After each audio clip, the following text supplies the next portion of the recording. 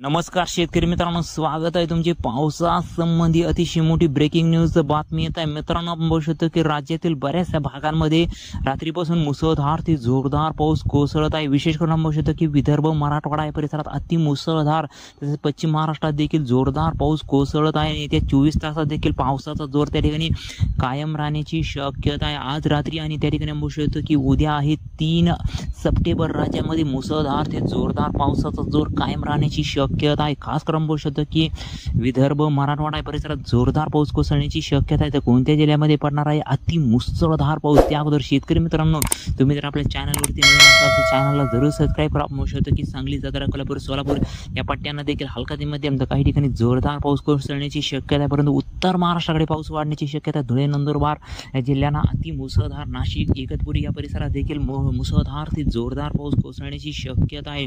नांदेड, वाकोला, आदिलाबाद या परिसरात देखील जोरदार, चंद्रपूरला देखील मुसळधार पाऊस कोसळण्याची शक्यता आहे.